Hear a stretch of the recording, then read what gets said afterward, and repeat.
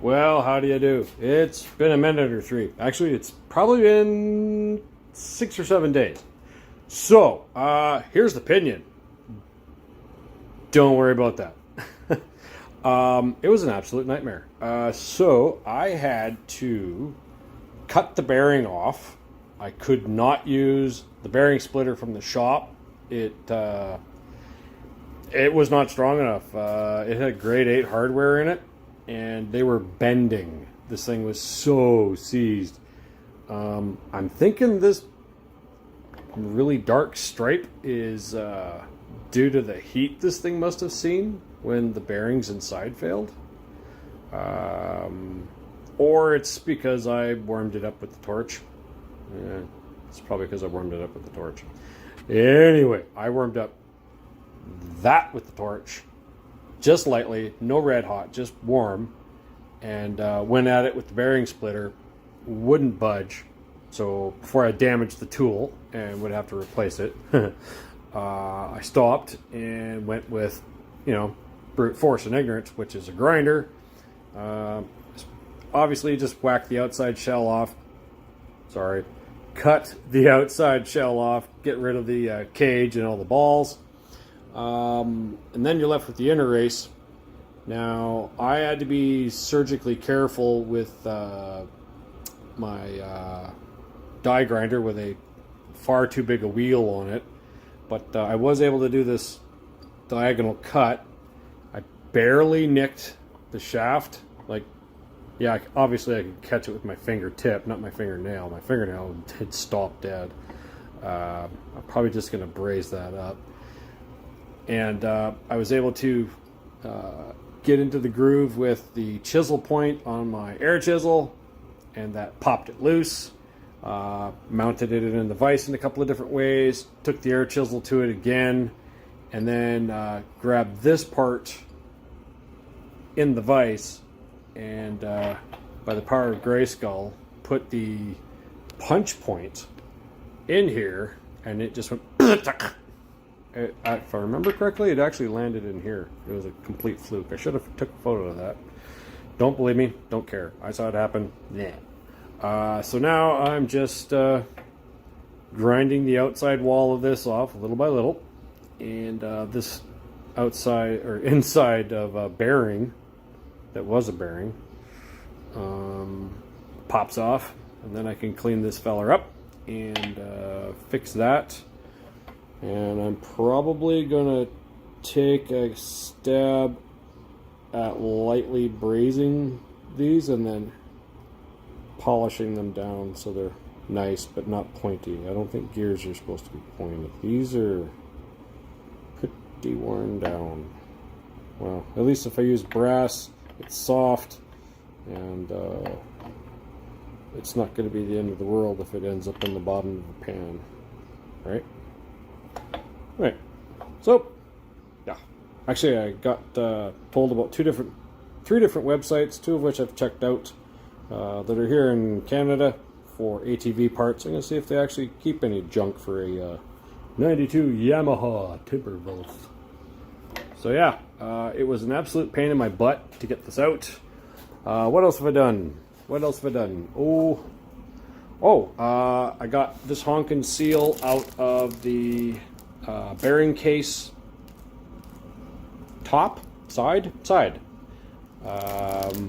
that has the ring gear and bearing behind it, or on top of it. There's the new one. I've got the housing over in the washer, drying out, and that's been pretty much it. I'm going to see if if either one of those power sports websites has these guys, and if they're cheap, I might get a bunch of different sizes, because I think setting the lash on this would be really good to do. Yeah. Hopefully I can get away with just replacing the pinion. So, yeah.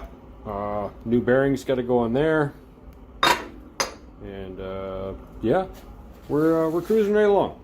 I like it so far. That is undoubtedly going to be my nightmare. Here goes nothing. Well, here we are again. So, next dilemma.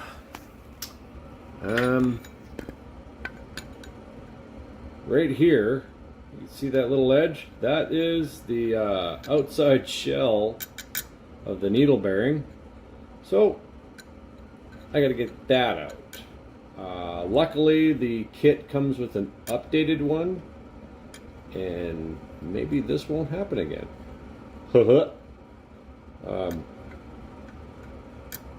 Yeah. So, just thought I'd share. Woohoo! Onward and upward! Well, folks, I'm glad I stopped before I got too aggressive with things. But let's say I got a little aggressive with things. A little aggressive. Turns out, oh, I did nick myself. Shoot. Turns out that what I thought was a bearing shell, no, that was a speedy sleeve, or is a speedy sleeve. Now, unfortunately, I tapped it a few times with my carbide burr here and here to try and get it out. It wouldn't budge. So I took my hole saw and attempted to cut the bottom of it out to relieve some tension, thinking, nope. I'm pretty sure this has got that green sleeve retainer in it. You know, the good stuff. Like if someone pisses you off, you go in the middle of the night with some sleeve retainer and undo their lug nuts. And then put them all back on with sleeve retainer. We'll never get them off. Anyways, you didn't hear that here. So I don't want to screw up the housing by trying to take the rest of the sleeve out. It is galled up, so I feel confident that installing the upgraded bearing in there isn't really going to damage too much. I mean, the pinion bearings or pinion is already bleh.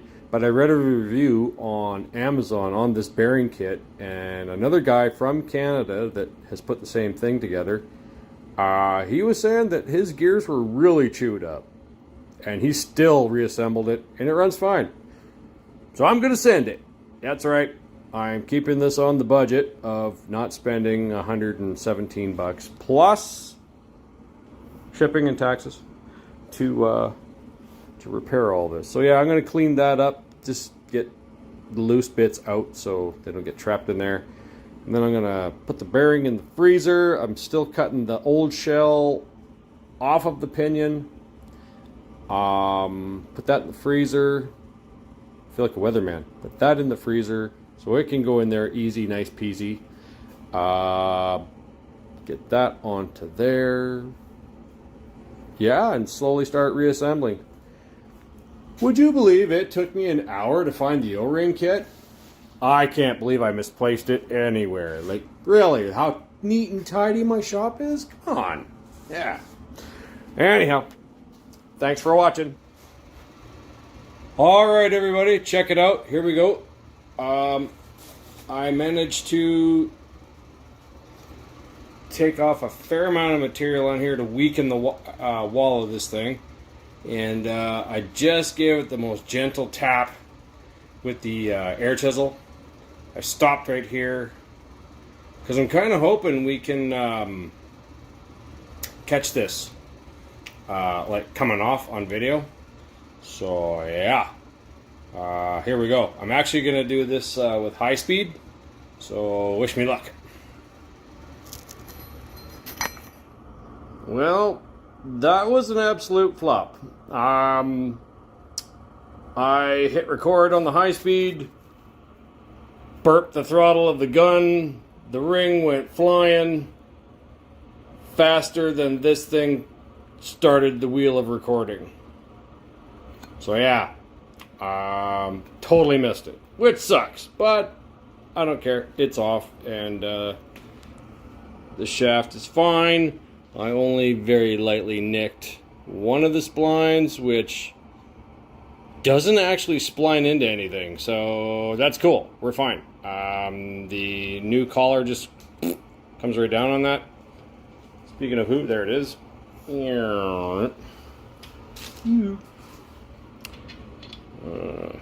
like so.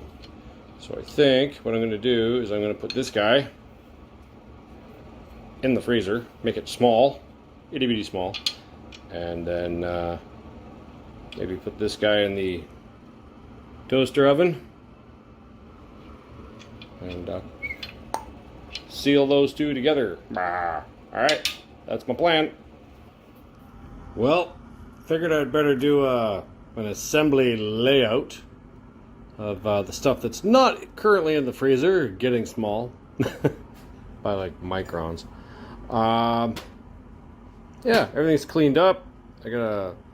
Before I put everything back together, I am gonna blow everything off, or sorry, give everything a quick blast with some brake clean, blow everything off so it's nice and dry. Any surfaces that are gonna get an O-ring or a seal installed, like this fellow right here, get a little smear of some magic silicone stuff I've got.